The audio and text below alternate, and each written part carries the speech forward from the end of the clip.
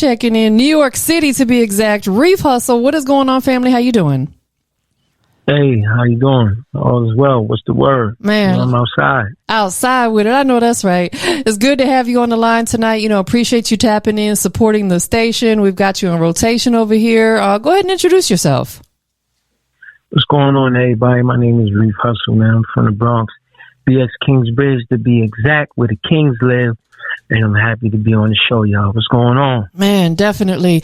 Let's talk about it, man. You know, being from New York, you know, obviously New York historically has produced tons of hip hop superstars.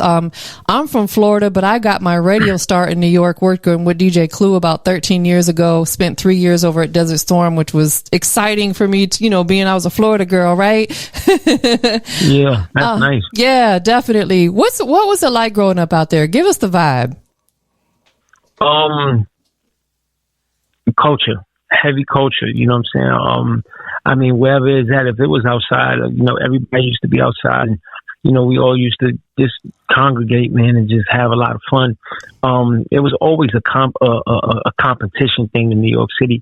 Is the reason why New York City has always, you know, kind of like push the culture, you know, as fashion and just the way of life for certain things and all of that. So it was always a competition, being out in New York City. It was pretty tough as well. You know what I mean? You had to kind of like be an alpha, man. If you couldn't stand on your own, then, you know, you would normally get swallowed up. But, you know, if you were like, you know, pretty tough, or if you were very confident, or if you was just like the guy who always snapping on somebody, always busting on somebody, you know, and stuff like that, you know, you kind of like stand on your own. But, you know, New York City was pretty much like you had to stand on your own in order to have that name. But I would say it was just very, very thick in culture, you know, of what the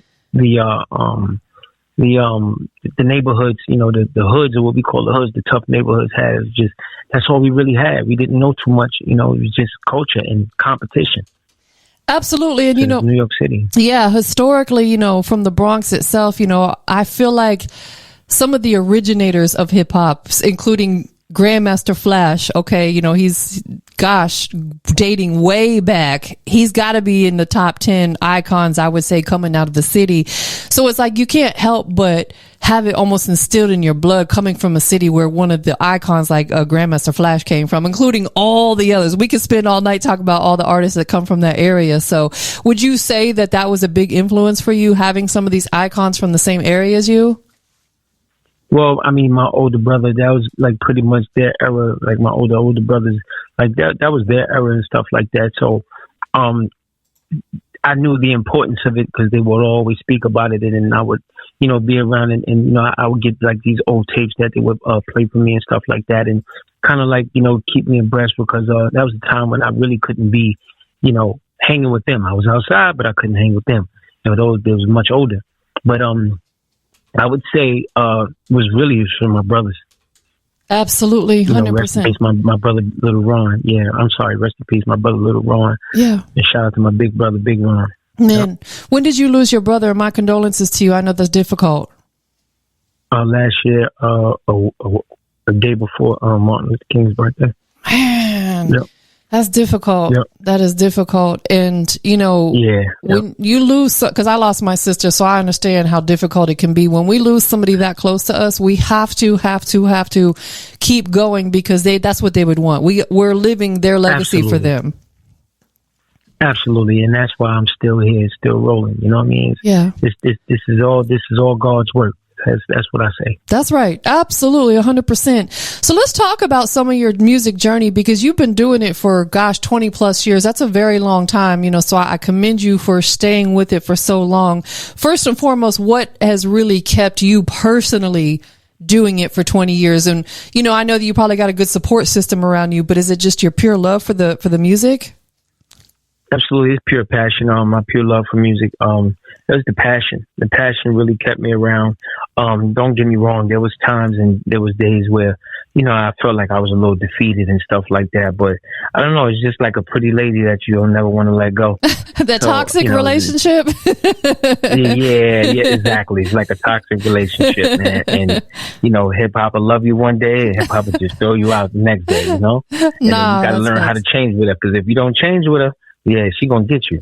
You know.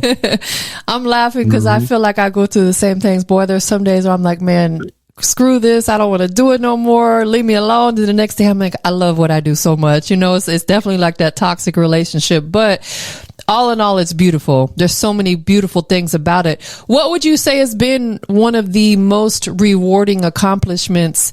Because you've had a few. I'm going to let you lead on this first. What's one of your most rewarding accomplishments that you've seen over these last 20 plus years?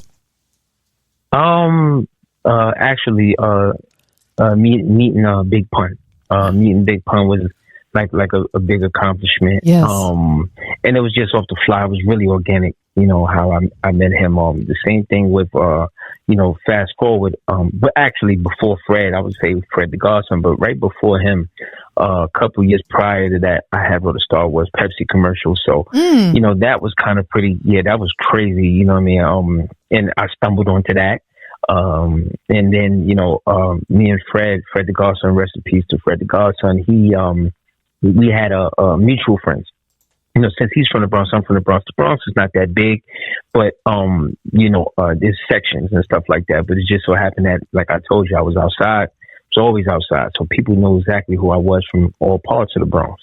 So that's how him and I hooked up, and it was really crazy because one of his favorite artists was Big Pun. You know what I mean? And it just like everything was just organic. Sometimes I don't know how I got here where I'm at right now, but yeah, I mean, we started it off with when I got into the pros, as I started dealing with Big Pun, and then it went up from there.